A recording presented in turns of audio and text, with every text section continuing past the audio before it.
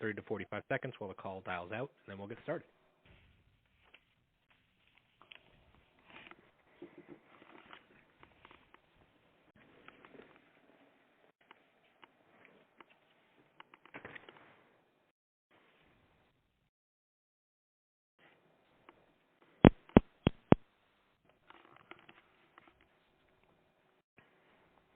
Hello, and welcome to today's Telephone Town Hall.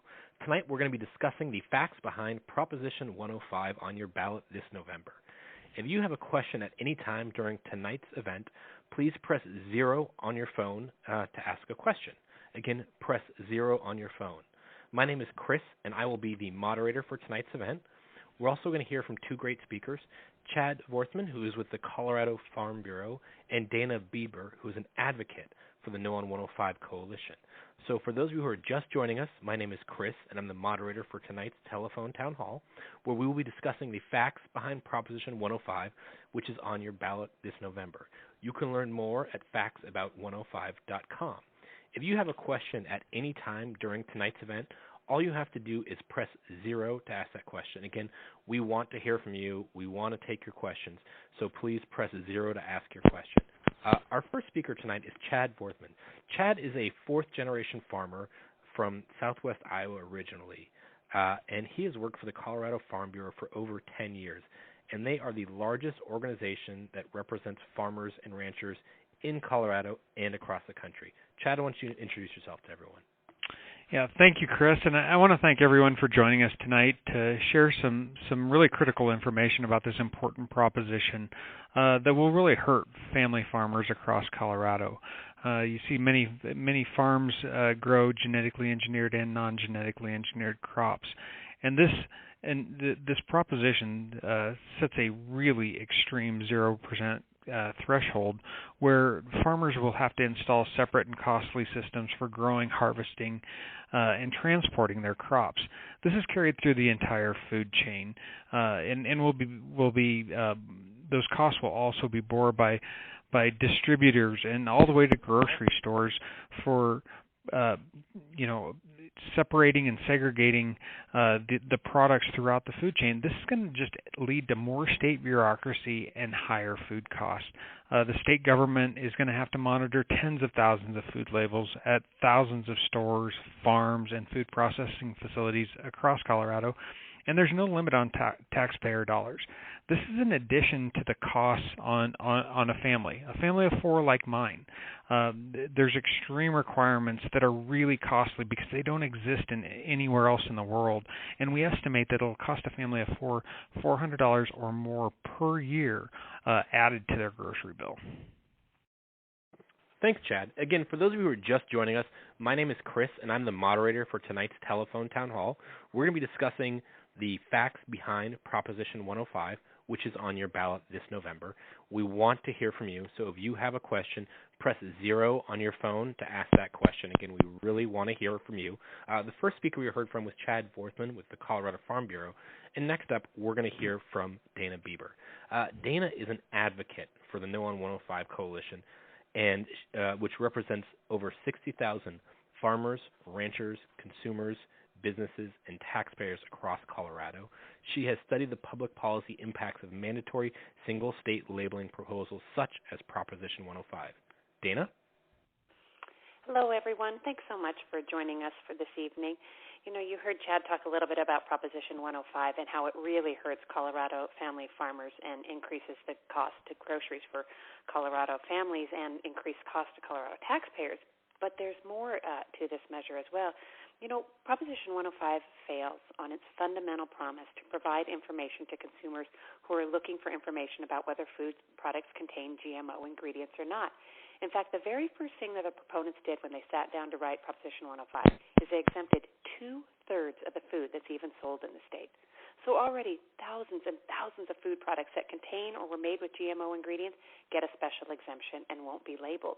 The exemptions are things such as meat and dairy products that come from animals that were fed GE grains and injected with GE medications. Well, they get a special exemption and they wouldn't have to be labeled. Same thing goes for things like cheese and cheese products. For some reason, they got some sort of special exemption, even though cheese does contain a GE enzyme in it. it gets a special exemption and won't be labeled. That's misleading to consumers.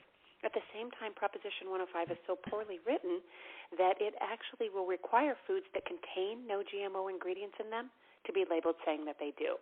An example of that would be, for example, sugar or cornstarch or soybean oil. Any of those products, even if they come from a GE plant, once they're processed, there's actually no DNA in the finished product. And DNA is where GE presents itself through a protein. So there's no GMO in it, but yet it would have to be labeled saying that it does contain GMO ingredients in them. That's just plain inaccurate for consumers. So it provides bad information. But at the same time, we fully recognize that there are consumers who prefer to purchase foods without GMO ingredients in them. And for them, they can look for not one but two different nationwide labeling standards. They can look for either the organic label or the non-GMO label. Both are reliable and accurate and don't contain all these loopholes and special exemptions contained in Proposition 105. So Chad and I look forward to having a discussion with you tonight and most importantly, just answering any questions that you may have about Proposition 105. Thanks, Dana. And again, my name is Chris. I'm the moderator for tonight's telephone town hall. If you have a question, all you have to do is press 0. We want to hear from you. We're going to go to Kevin, but first, I want to ask all of you a poll question. So using the keypad, please answer this poll question. So most of you should have already gotten your ballots. When do you plan to fill out your ballot to vote no on 105 and send it back in? Push 1 if you're going to fill it out and send it in this week. Push 2 if you're going to fill it out, vote no, and send it in next week. Push 3 if you're going to send it in right before the election. And push 4 if you've already returned your ballot. Again, 1 if you plan to fill it out and vote no on your ballot this week. 2 to send it in next week. 3 to send it in right before the election. And 4 if you've already returned your ballot.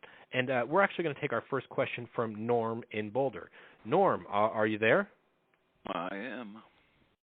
Great, sir. Why don't you go ahead and ask your question? Well, my question is, I don't have the scientific background to make an intelligent decision about the relative risks or dangers of GMOs in general. And I'm not going to be stampeded by a bunch of, buzzwords. But my question is this. If this is really some kind of giant threat, it seems to me regulating it on a state-by-state basis is insanity, because then you have 50 sets of regulations, 50 sets of definitions, 50 sets of enforcement. If it is this important, shouldn't it be done on a national level, or is there already some national FDA standard that's in place that I don't know about? Norm, this is Chad. You're exactly right. You don't need a scientific background to see some of the problems that exist in this initiative, and that's what our farmers have been saying across Colorado is by regulating this or trying to regulate this on a state by state basis, this puts us at a competitive disadvantage against those farmers that we compete with across state lines. Because we'll have to install separate and costly systems for growing, harvesting, and transporting our crops. A lot of farmers grow non-GMO wheat, and they also grow GMO corn. They harvest that with the same combines. They transport it with the same trucks. This regulation would have a 0% threshold for commingling, and that would just be very costly for them to try to implement, to try to separate and segregate, and it just makes this system unworkable. That ultimately leads to a state government that's not in charge of labeling being forced to be put in charge of labeling and monitoring the tens of thousands of food labels across the farms and stores across our state. It just creates a confusing system. I'd like to add to that, too, if I could, Norm. One thing I think that most everyone can agree upon is that all farmers and food producers and consumers should be treated equally, and they should be treated fairly. And the way to accomplish that is to set labeling standards at the federal level. To not do that, then what you end up with is this patchwork quilt, as you mentioned, Norm. You've got 50 states with 50 different standards. So food that's sold in Arizona can't be sold in Colorado, and the food that's sold in Oregon can't be sold, in Wyoming. that just doesn't work for anybody. Instead, we need to have federal standards. And in fact, we actually do have two federal standards right now. For consumers who prefer to purchase foods without GMO ingredients in them, they can do so by either looking for the organic or the non-GMO label. Both are reliable and both are accurate. So we do have the federal labeling standards, and Proposition 105 brings nothing new to the table except for it's all costs and no benefits, and that's why we're urging a no vote. Thanks. And if you have a question you want to ask, press 0. My name is Chris. I'm the moderator. And if you missed our first poll question, we want to hear from you. Push 1 on your phone now if you will fill out your ballot, vote no on 105 and send it in this week. Push 2 if you'll fill it out and send it in next week. Push 3 if you'll fill it out, vote no, and send it in right before the election. And push 4 if you've already returned your ballot. Next up, we're going to go to Connie in Aurora. Connie, are you there? Yes. Because of the hype, I've been afraid of the GMO process. But from listening to you, I'm getting the feeling that other states can bring their fruit in and it's not going to be labeled anyway. So unless it says organic, that's clear, right? Organic anywhere is non-GMO? That's correct, Connie. For one thing. And then if our fruit and vegetables go to another state and theirs come here, me voting today saying I want it labeled doesn't make any sense. Which sucks. Let me talk a little bit about that, Connie, because this is, again, one of the areas that this is written so poorly. So what Proposition 105 would require, that any food that's sold within the state of Colorado, doesn't really matter where it's made, whether it's made in the state or out of the state, if it's sold in the state of Colorado, it would have to be labeled, unless, of course, it got that special exemption, which is about 2/3 of the food that's sold here in the state. So that's where that's where the labeling standard comes from. But you also mentioned a little bit about exports. This is one of the most troubling parts of Proposition 105 is that it would require food that's exported from Colorado, whether it's a raw crop or whether it's a food that's made, processed in Colorado and shipped to neighboring states to be sold. It would still have to have a label on it, even though the other state doesn't require it. That puts Colorado family farmers and food producers at a hugely competitive disadvantage because they would have to comply with a regulatory system that no other farmer or no other food producer in the entire country would have to comply with. But at the same time, as you mentioned, Connie, for consumers who are looking for foods without GMO ingredients, they can do so by choosing the organic or non-GMO labels. Both are reliable and accurate, and they're nationwide labeling systems that treat everybody same and equally. And that's one of the many reasons that our coalition has come together to urge a no vote on Proposition 105. You know, Connie, we were at a town hall meeting in Pueblo earlier this week, and we're talking to a food distributor that sells snack foods all around the lower 48 states. And he said, you know, this initiative goes into place. He goes, it would be easier for me to avoid Colorado than it would be to comply with the law. And I think that's what we're going to see with some kind of initiative like this, is it lowers your food choice as a consumer. Great. Again, if you have a question that you want to ask tonight, all you have to do is press 0. We're going to take our next question from Sherry in Boulder. Sherry, are you there? I'm here. Great. Go ahead and ask your question, ma'am. My question is, who sponsored 105? Hey, Sherry, this is Dana. I'd be happy to answer that question for you. You know, this is a recycled initiative. It's been around for a number of years by the same out-of-state groups that have been sponsoring similar initiatives around the western half of the United States.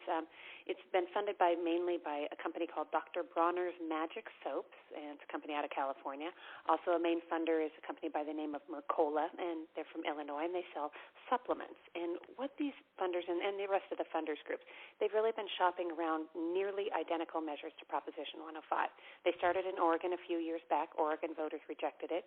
2 years ago, California voters rejected it. Last year, Washington voters rejected it. And now you have almost verbatim the exact same measure that's here before Colorado voters. It's still the same flawed measure that doesn't provide accurate and reliable information about what's in the food, but it does increase the costs and hurt Colorado family farmers. And that's why I think if you go to our website, noon105.com, click on the coalition member link, that's why I think you see such a broad coalition against this initiative. It's not just Farm Bureau and not just our farmer members. There's there's the chambers of commerce from all the major metro areas, the Denver Metro Chamber of Commerce, the Loveland, Palisade, Pueblo Chamber of Commerce, Grand Junction area, Colorado Women's Chamber of Commerce, the Hispanic Chamber of Commerce.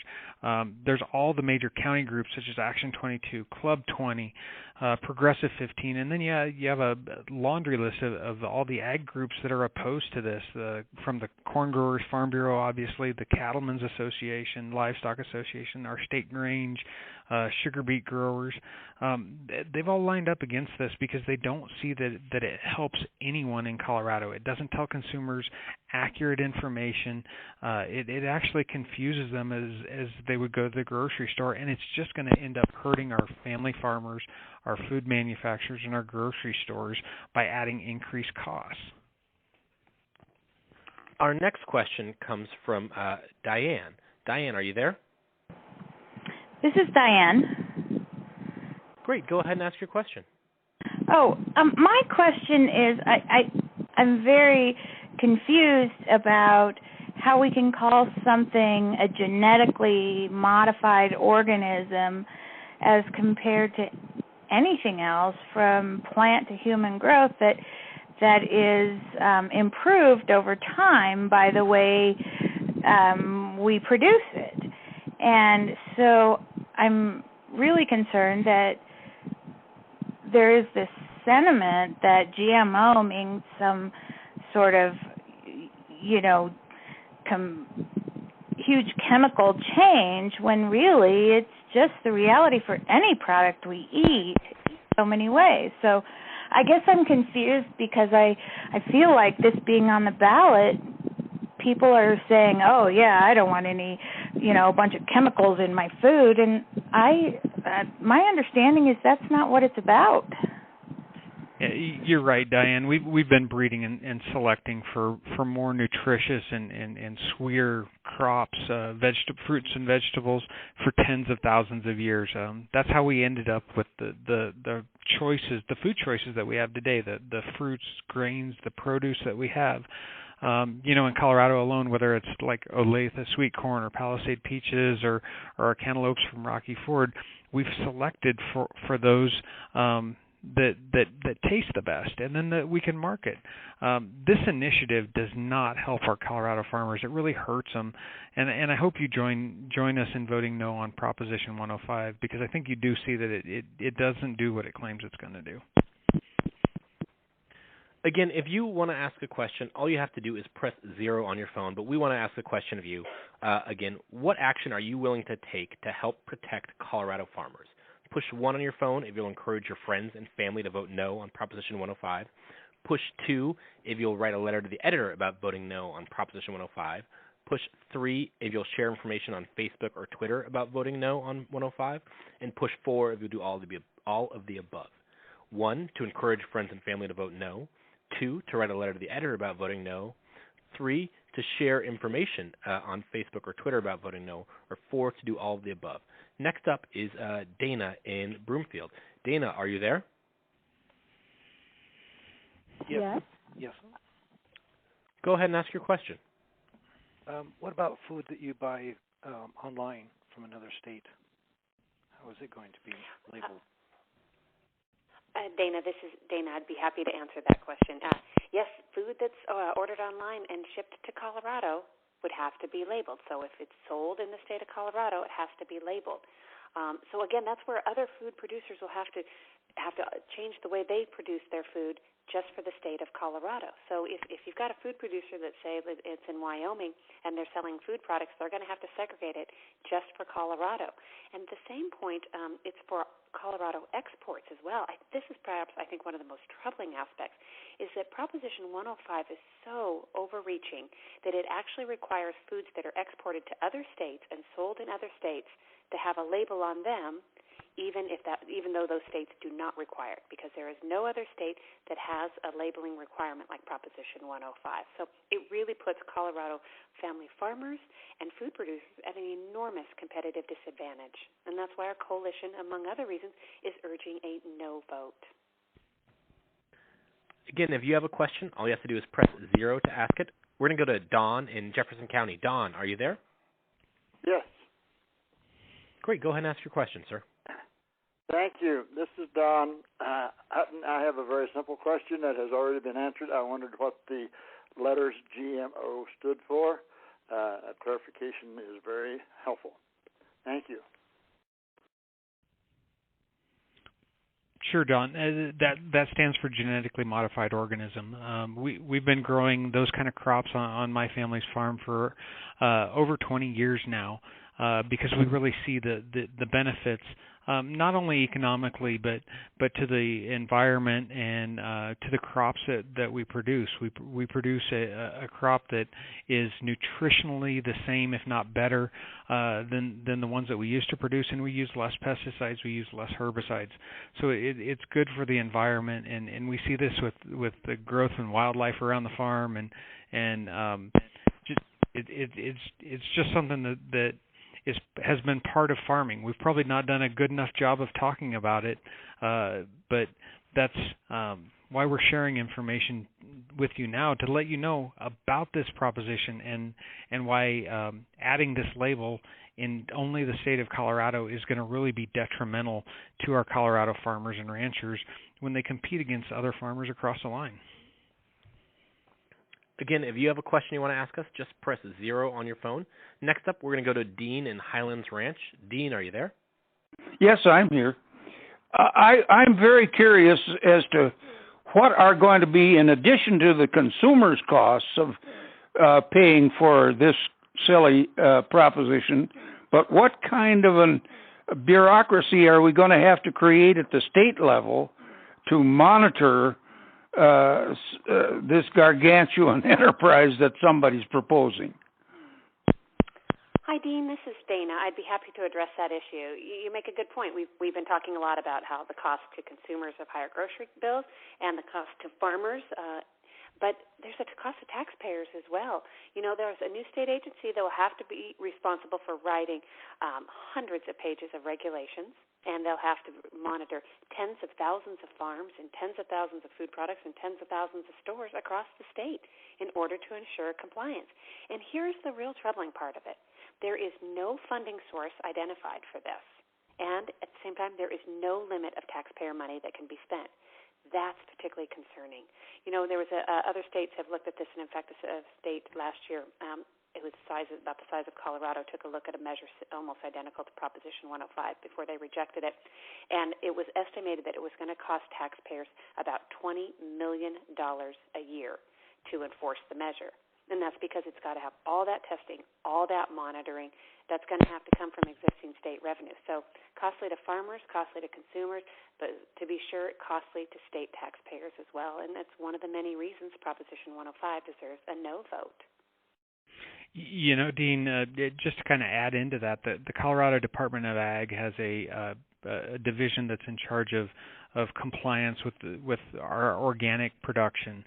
And right now we have about 180 organic farms in Colorado. The Colorado Department of Ag has 3 full-time employees dedicated to that. Their budget's $370,000 per year. Now take that 180 farms at a $370,000 state budget and extrapolate that to 36,000 farms across Colorado. That doesn't even count our grocery stores, our food manufacturers, and the distributors that get food around the state. This is easily going to cost in the millions of dollars for Colorado taxpayers. Wow, that sounds very expensive. Again, if you have a question, all you have to do is press 0 to ask your question, and we'd like to encourage you, if you haven't already, to get out your absentee ballot, fill it out, vote no on Proposition 105, and then go ahead and mail that in. Our next question comes from Pat in Aurora. Pat, are you there?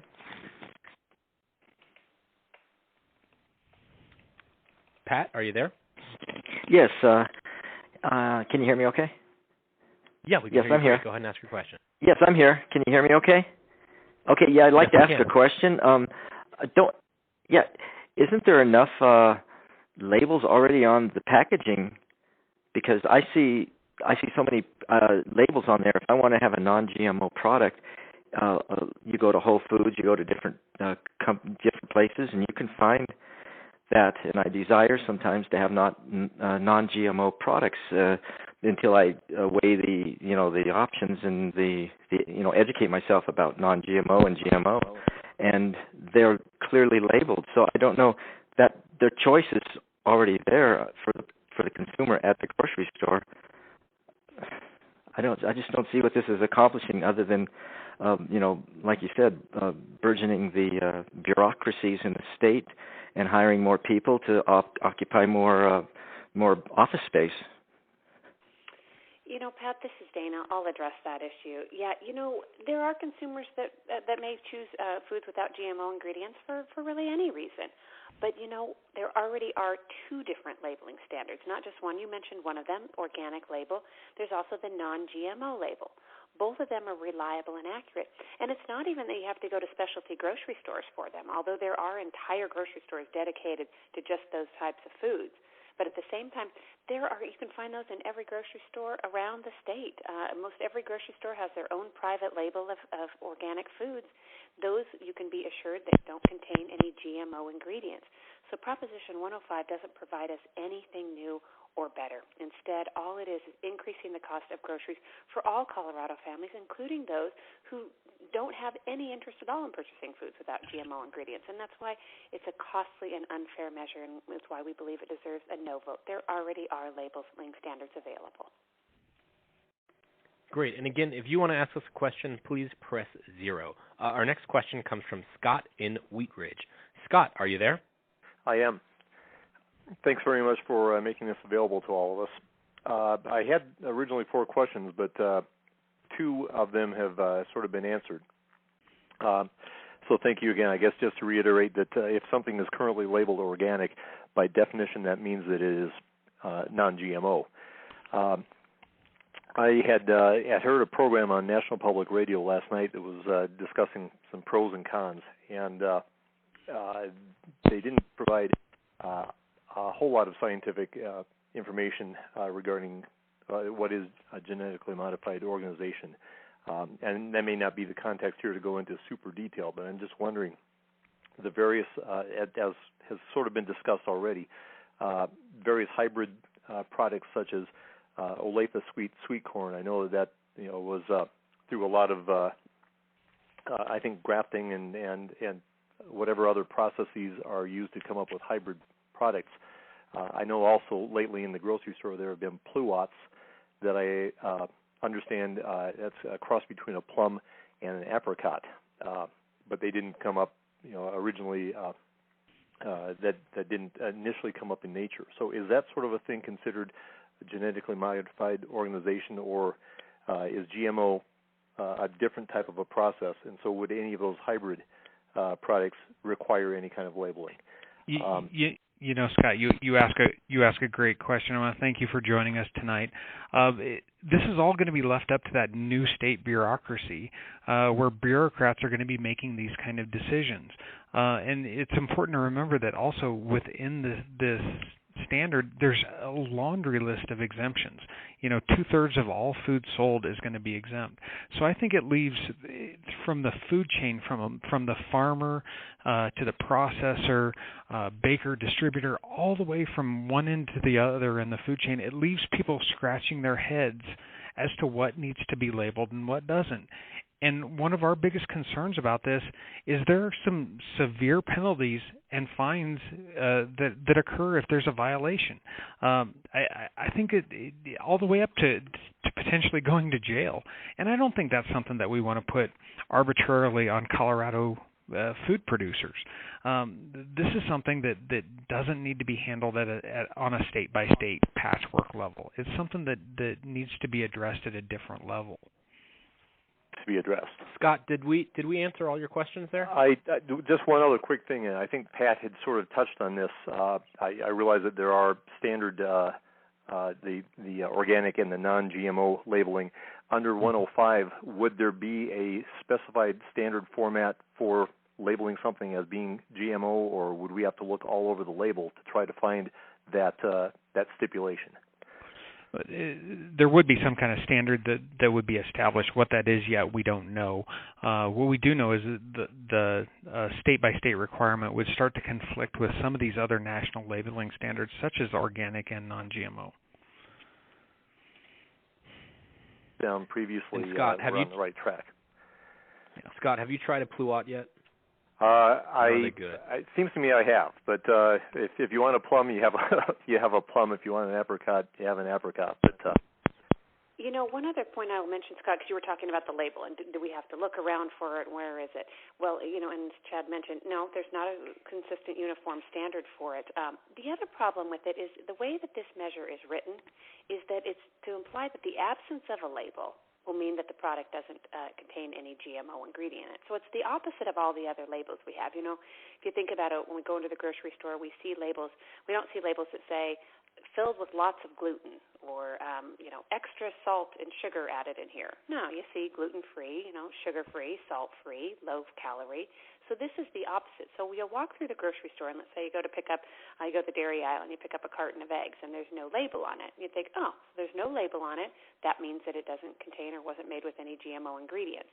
Well, in this instance, you'd be wrong. Eggs just happen to get a special exemption, and they're not labeled. So it really provides nothing but misleading and inaccurate information, unlike the organic and non-GMO label. Reliable, accurate, and consistent. That's one of the reasons we urge a no vote. Again, if you have a question you want to ask, all you have to do is press 0. Next, we're going to go to Zach in Longmont. Zach, are you there? Yeah, I'm here. Great. Now, go ahead and ask your question, Zach. Well, my question was, aren't GMO products, well, if they contain it, aren't they already labeled right now? I mean, I go to the store and I see something that says organic or non-GMO. Doesn't that imply that everything else has GMOs in it? Yeah, Zach, this is Dana. Yes, in fact, you go to the grocery store, and I bet you in as the years have passed, I see you are seeing more and more products in the grocery store that are organic and non-GMO. In fact, it's one of the fastest-growing segments in the market right now. So we have tens of thousands of products already. Like I talked about a little bit earlier, grocery stores already have their entire their private label of organic foods. Those you can count on that those don't contain GMO ingredients in them. So we already have not just one, but 2 nationwide labeling standards. And the reason that they're successful is because everybody from farmers to food producers to consumers across the United States are treated equally under those standards, unlike Proposition 105. So it's one of the reasons we think that this is just a complex and misleading system that doesn't provide accurate information, and it's why it deserves a no vote. Great. Again, we're going to take more questions. So if you have a question, just press 0. Next up is Carol in Lakewood. Carol, are you there? Yes. Mm-hmm. Go ahead and ask your question, Carol. Okay. Well, I'm a little confused on this GMO stuff because, I've heard it's not safe, and of course you are saying that it is, and I mean, here's what I understand that they've done. The genetically modified organisms are the product of genetic engineering, in which the DNA from one species is forced into the DNA of another species, changing the molecular biology of that organism. The result is an organism that would be impossible to obtain through natural processes like crossbreeding or grafting. And I also understand the only 2 traits found in nearly all commercialized genetically modified crops are herbicide tolerance and or pesticide production. And to me, that doesn't sound like a safe space to me. And so, have there been enough studies done? Sure. You ask a good question, Carol. And there's a lot of misinformation out there about GMOs. These are one of the most studied crops that we have. We know more about GMOs. There's more testing done. There's more research that's done. In fact, there's been more than 1,700 peer-reviewed studies done around the world by our own FDA, our own USDA, the Royal Medical Society, by the European Union. European Union has done many studies looking at GMOs. And they've all come to the same conclusion, that they are safe and they are just as nutritious, if not more nutritious, than their conventional counterparts. So from a safety standpoint, that's been settled. We see that on our farms. We see that with the generations of wildlife that roam around our farms. They're healthy. They're doing well. We see that from the environmental impacts that it has on our farms and ranches, and that's why I'm proud to say that my family plants GMO crops. Great. Again, if you have a question, all you have to do is press 0. Our next question comes from Norman in Lakewood. Norman, are you there? Yes, sir. Great. Go ahead and ask your question. I wondered if you might allow me to alter my question slightly from what I said to the call screener. Go ahead. Okay. I'm looking at a can of processed food, and I believe that the processed foods that we get in the store are the labeling is somewhat deceptive, and that's not to speak against any of the farming community or anything, but that's part of my concern about this proposition. I'm conflicted on it. I'm a friend of farmers. I know that they're one of the hardest working groups of people in our country, and we need them. But I'm also, one of my great concerns is about the gene pool of seeds, and that the giant corporations with so much political power have such great control over politics, like Monsanto.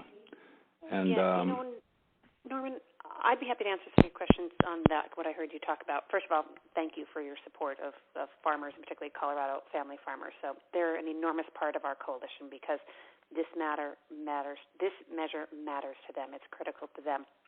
So when we talk a little bit about the processed foods, and you're looking at the labels on them, and and everybody will have to make their own decisions about it. I'm the mother of 3 kids, so like all mothers and all parents, I spend a lot of time in the grocery store, and I spend a lot of time looking at labels. And there's certain things I look for, and certain things I know that I don't want to see on a label. But the most important part of that process for all of us as we look at labels is that they've got to be accurate and reliable. They've got to really tell us what they say they're going to tell us. It can't just be where, well, they just happen to get a special exemption. And that's the fundamental problem with Proposition 105 is it doesn't provide accurate and reliable information to people like you and I and others, Norman, who are looking at labels.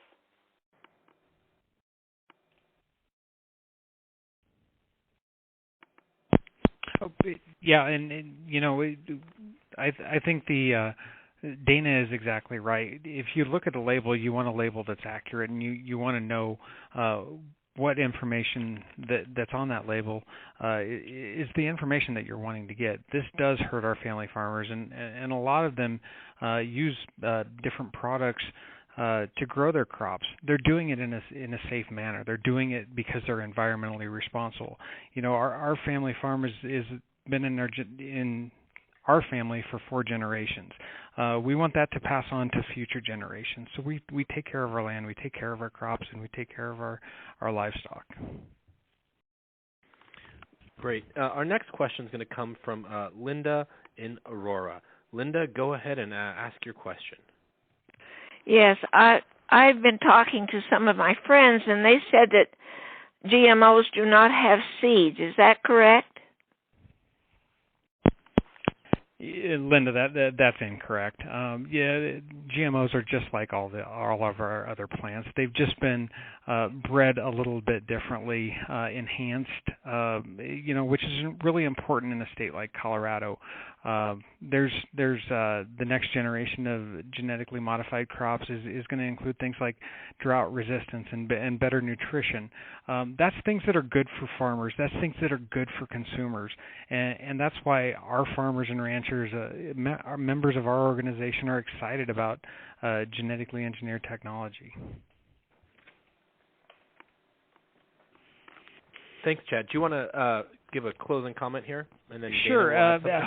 You all should have received your ballot. Please fill it out.